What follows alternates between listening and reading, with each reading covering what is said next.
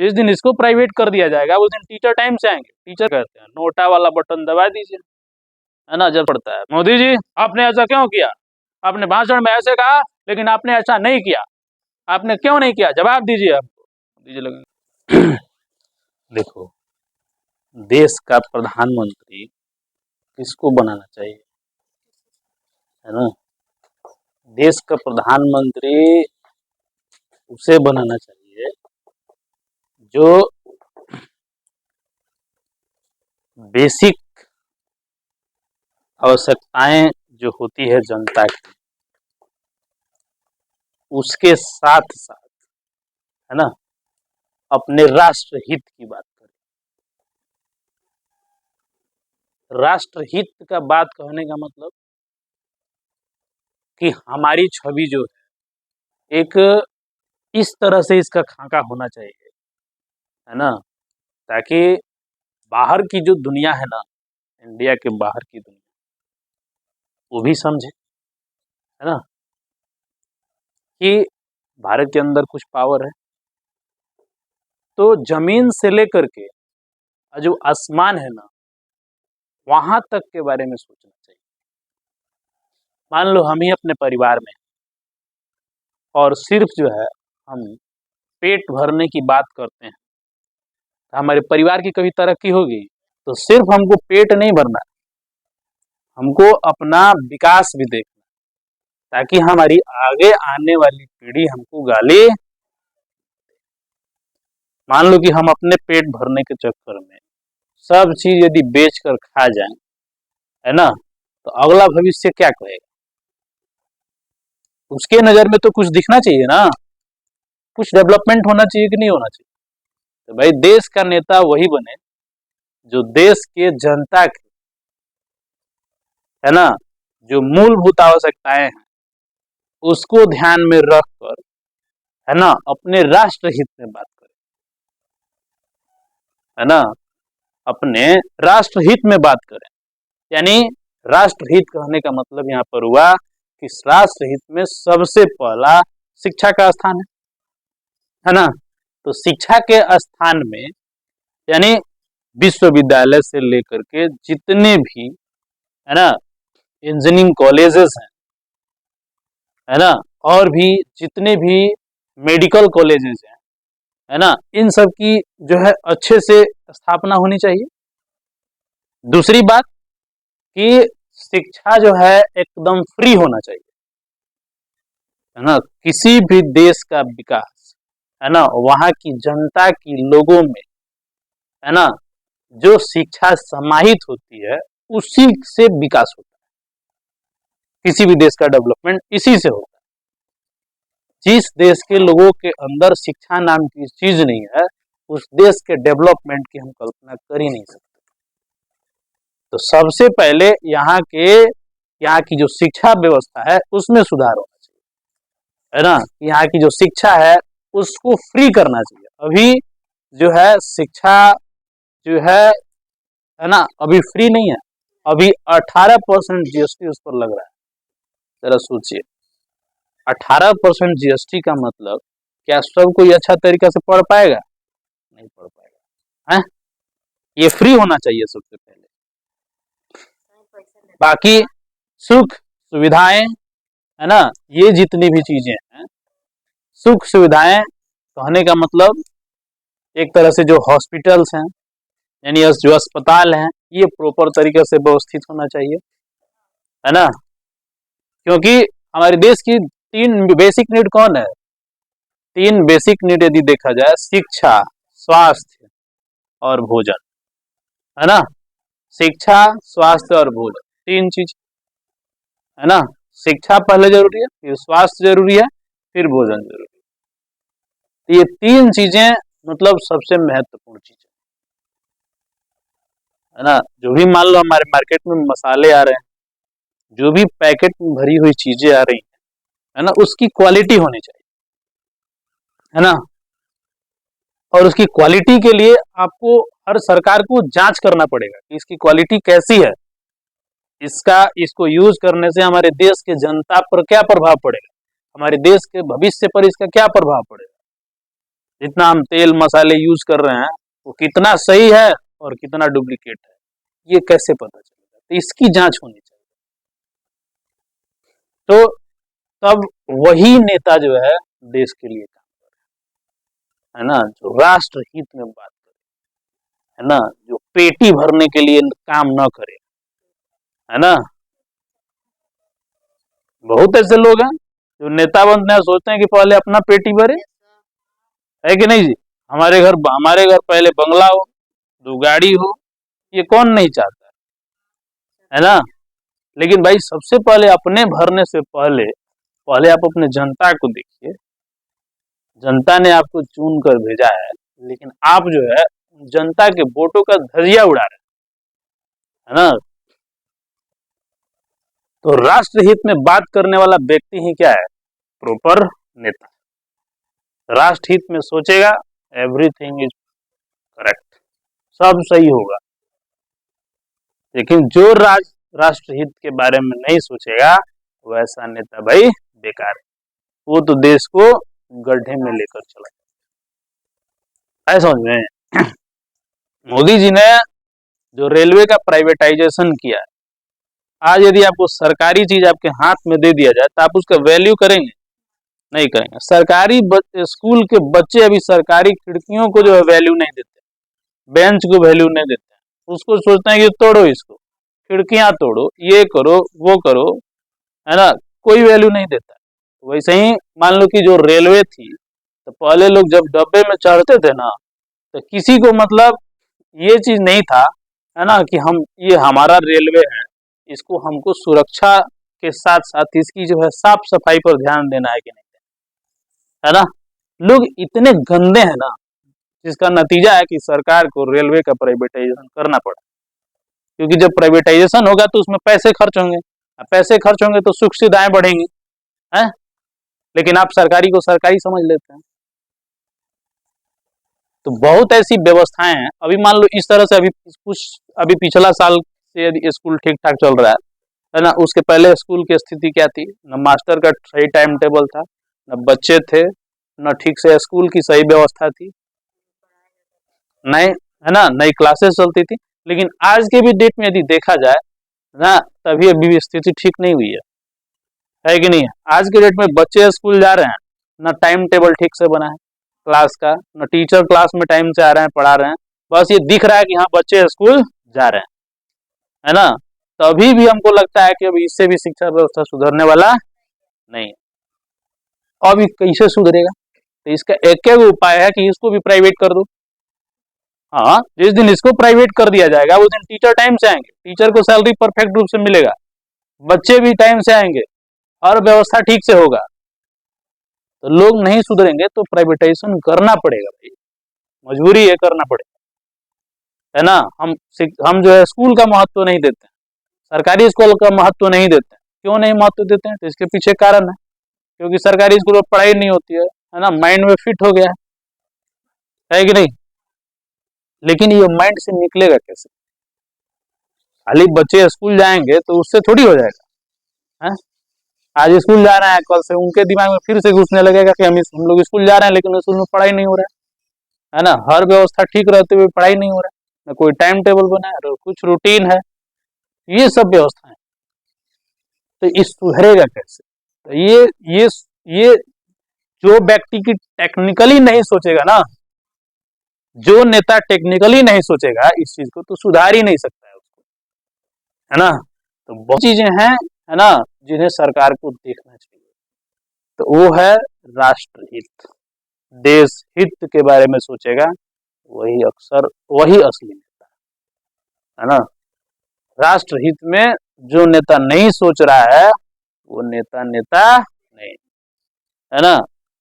एकदम उसको जो है तख्ते पर से, उसको जो है उसके कुर्सी पर से हटा देना चाहिए, है ना। खैर हम जनता तो बकलोल है, हम तो सिर्फ वोट देना जानते हैं, है ना। लेकिन वोट का महत्व नहीं देना। भले कोई दुकानदार हमको जो है क्या करे, कोई सामान दे और सामान 2 नंबर हो, तो भले दूसरा खरीद लेंगे लेकिन उसके प्रति हम आवाज नहीं उठाएंगे। तो किसकी कमी है? हमारी कमी क्यों है? क्योंकि हम शिक्षित नहीं है, हम जानते नहीं है इस चीज के बारे में, जिसका नतीजा होता है कि हम इस पर आवाज नहीं उठाते, है ना। जबकि इस पर कर्तव्य बनता है कि आप आवाज उठाइए, क्योंकि हमारे जैसे कितने लोगों को उन्होंने ठगा होगा गलत सामान दे करके। लोग खाएंगे, जहर होगा, मरेंगे, इसका प्रभाव पड़ेगा। तो लोग आज के डेट में पैसे के चक्कर में कुछ भी बेच सकते हैं, और भी सारी चीजें हैं जिसके प्रति हमको जो है ना, एकदम जो है सतर्क रहना पड़ेगा। लेकिन ये चीज हम नहीं जानते हैं, है ना। इसलिए शिक्षा सर्वोपरि है, शिक्षा सबसे पहले लोगों के दिमाग में भरना पड़ेगा। तो सबसे देश का सबसे उच्चतम यदि चीज है तो क्या है, शिक्षा। शिक्षा के बारे में जो व्यक्ति बात करेगा, जो नेता बात करेगा, वही नेता सर्वश्रेष्ठ है। स्वास्थ्य के बारे में जो बात करेगा वही नेता सर्वश्रेष्ठ है। सिर्फ 2 किलो अनाज के बारे में बात करेगा तो वो नेता सर्वश्रेष्ठ नहीं है। 10 किलो अनाज के बारे में बात करेगा वो नेता सर्वश्रेष्ठ नहीं, वो बस देश को बिगाड़ने का काम करेगा। क्यों? क्योंकि आज हम राशन फ्री कर दें, 10 किलो अनाज प्रति व्यक्ति फ्री कर दें, तो कल से लोग कमाना छोड़ देंगे, है कि नहीं। कल से लोग कमाना छोड़ देंगे कि भाई हमको बैठे बैठे 10 केजी अनाज मिल रहा है ना, तो हम कमाए क्यों। 10 किलो घर में तो समझो कि 1 क्विंटल अनाज हुआ ना, हर महीने 1 क्विंटल का आने का मतलब बेच करके कुछ खा भी सकता है, सब्जी भी आ सकता है उससे। तो ये स्थिति है। 10 किलो अनाज का नेता कोई बात कर रहा है ना, तो वो चीज गलत है, हम उसको कभी नहीं सराहेंगे कि ये नेता बने। आप ही के परिवार में कोई व्यक्ति हो और उसको खाली खिलाइए, खाली खिलाइए, खाली खिलाइए, है ना, खिला खिला के उसको पाड़ा बनाइए। जिस दिन ताकतवर हो जाएगा उस दिन आप ही से लड़ेगा। एक दिन खाना मत दीजिए ना, देखिए आपसे लड़ता है कि।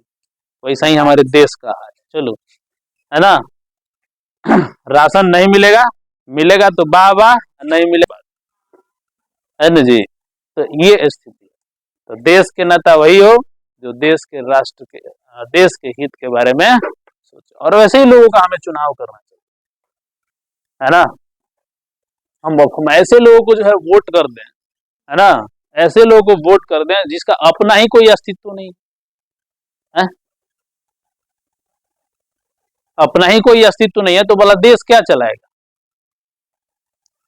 तो ऐसे ऐसे नेता भरे पड़े हैं, है ना, जिनको हम वोटिंग कर दे तो समझो कि हमारा वोट देना बेकार हो गया।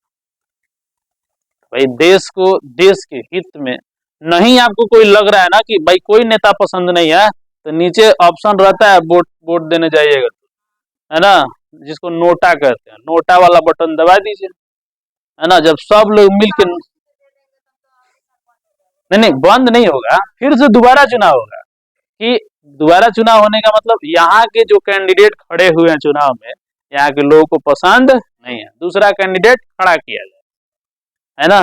लेकिन लोग क्या करते हैं, ए चला है ना दबा दो, ए चलो है दबा। चल, नेता की जरूरत है ना, जो टेक्निकली सोचता हो, राष्ट्र हित में बात करे, वही हमारे देश का नेता है ना। एरू गरू आदमी को देश का नेता बना दीजिएगा तो कौन सी करेगा, है। पहले जमीन अमेरिका में खरीदेगा, है ना। बहुत ऐसे नेता हैं, है ना, जिनका जो है जमीन जायदाद कहाँ है, अमेरिका में है, विदेशों में है ना। समय के साथ परिवर्तन होना जरूरी है, समय के साथ परिवर्तन होना एकदम जरूरी है कि नहीं। परिवर्तन नहीं कीजिएगा तो काम नहीं चलने वाला। आप देखिए देश में क्या हो रहा है ना। इसके पहले मनमोहन सिंह प्रधानमंत्री बने थे, भकुआ,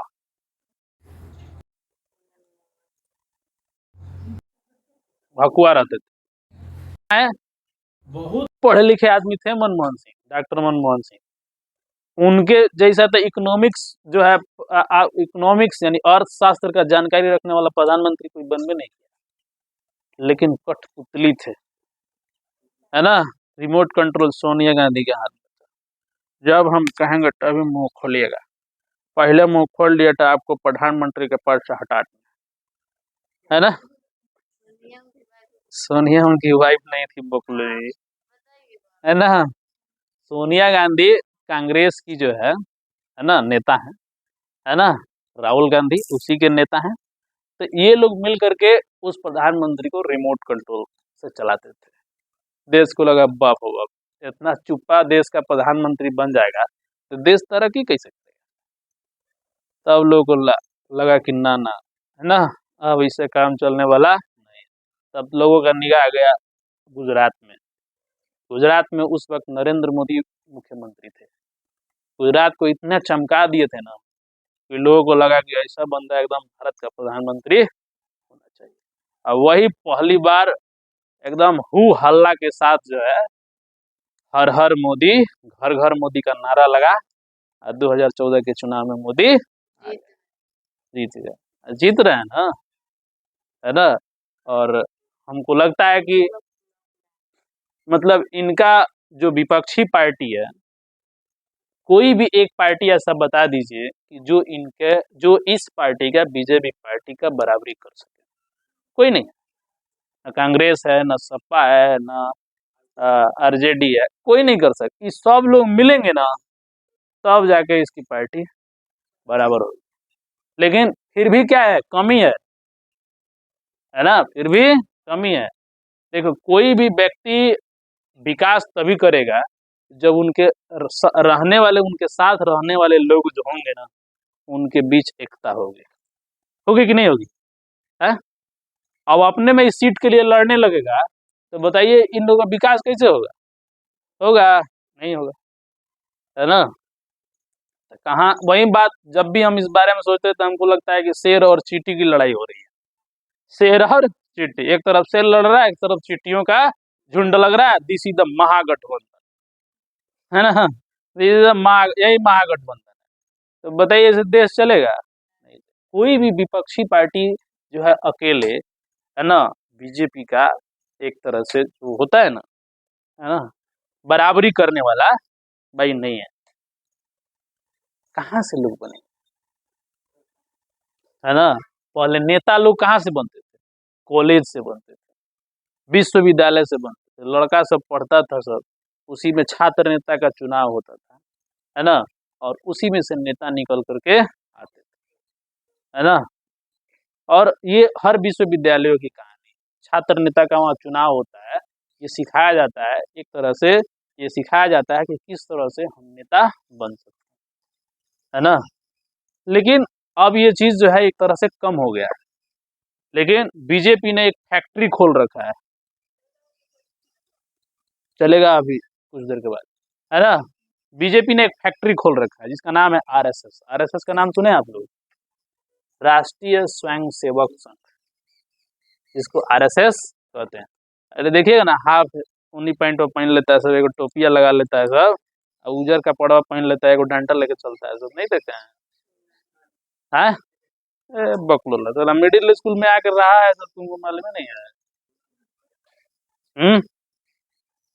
उसको राष्ट्रीय स्वयं सेवक संघ का संघ कहते हैं। तो एक बहुत बड़ी फैक्ट्री है ना।